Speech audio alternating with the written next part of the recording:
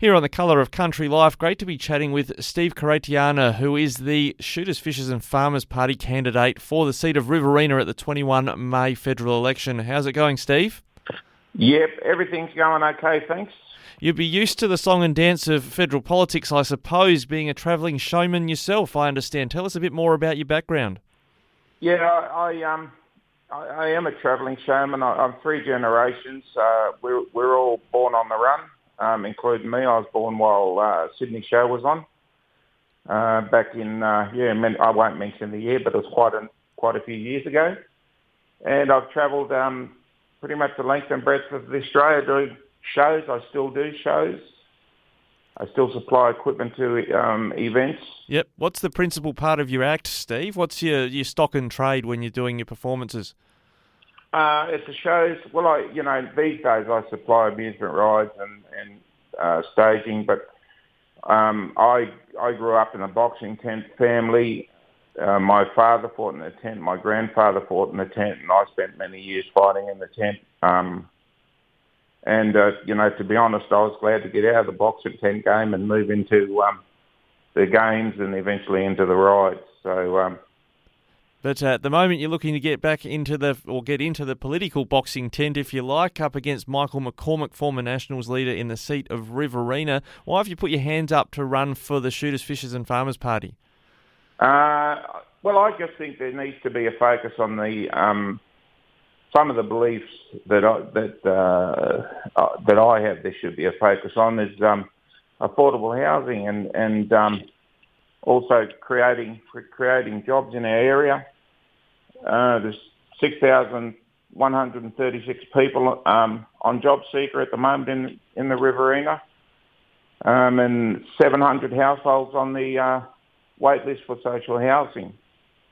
So, and approximately 300 families are experiencing homelessness. Now, these are just some of the stats that need to be addressed, along with a host of other issues that we have at present. Yeah, regional housing shortage has been a problem across regional Australia, but there seems to be plenty of land in regional Australia. What do you put your finger on in terms of why people aren't able to get a home, particularly those on low incomes? Well, with the affordable housing, it hasn't been a priority, to be honest. And most of our infrastructure, has gone into even our roads. I mean, the Newell Highway is really disappointing. It's still single lane.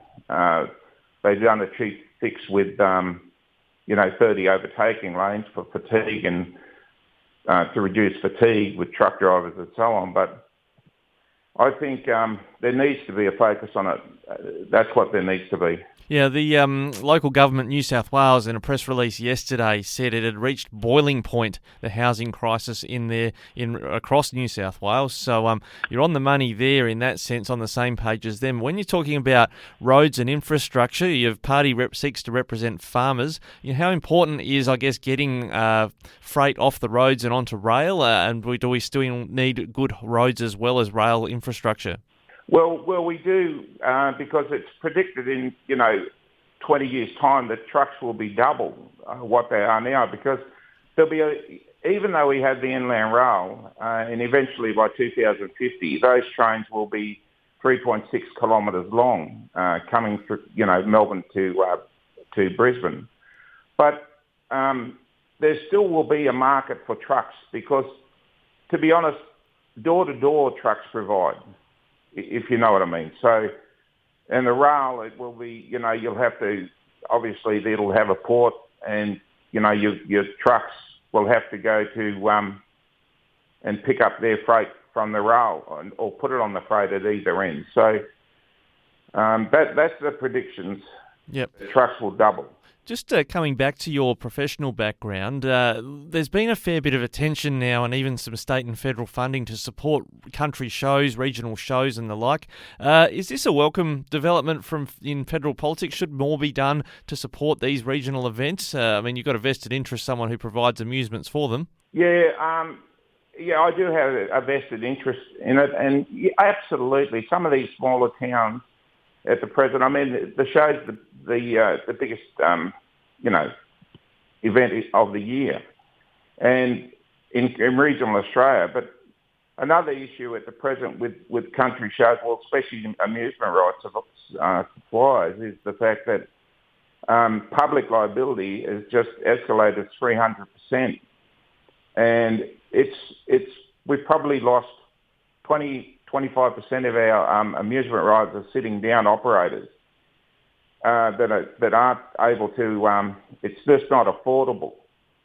So recently, I mean, even myself at the present, I've got some amusement rides, a smaller variety, and I've got events ringing me up, but I just can't afford to be paying $35,000 for a cup and saucer ride, a small train ride, and a jumper castle.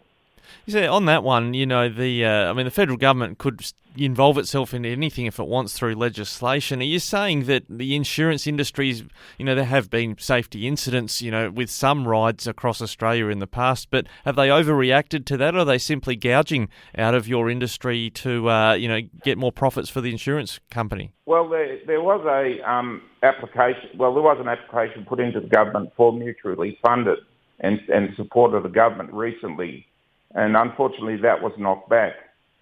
But I just don't understand why the government would tip in millions and millions of dollars to the showgrounds facilities right across this nation and not support, amusement rides to be at it. So I'm a bit of a loss at that. But I guess this is going to be the problem, and it's a problem at the present. You're seeing a lot of shows that are running in New South Wales or Western Australia, right across this country, that are not able to provide the full amount of equipment to the show.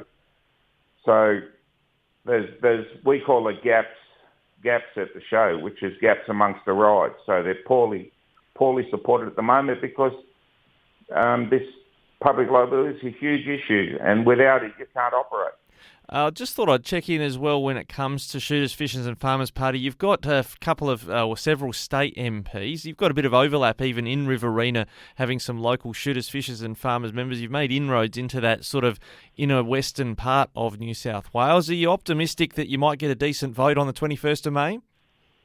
Well, I think we will get a decent vote. And when I put my hand up to run, it was because I wanted to springboard off the great work that the likes of our state members have done, Phil Donato, Roy Butler. These guys have brought unprecedented funding, both federal and state, into this region. So I'm definitely using that as a springboard on the magnificent work they've done. And I think the other fact is too that I live in the north of the state, so Wagga's virtually 3 hours away from us. So it would be good to have somebody up here. You mean in the electorate of Riverina? You're about in the northern part of that electorate, seeking to represent, better, I guess, that part of the electorate. Yeah, it won't get a focus on this area. So I think I'm going to. I think that's an advantage for me too. The majority, the other candidates are, down south. So. Well, Steve Karaitiana, great to be chatting with you here on Flow. All the best for the 21st of May, and thanks for joining us today. Thank you. Thank you for your time.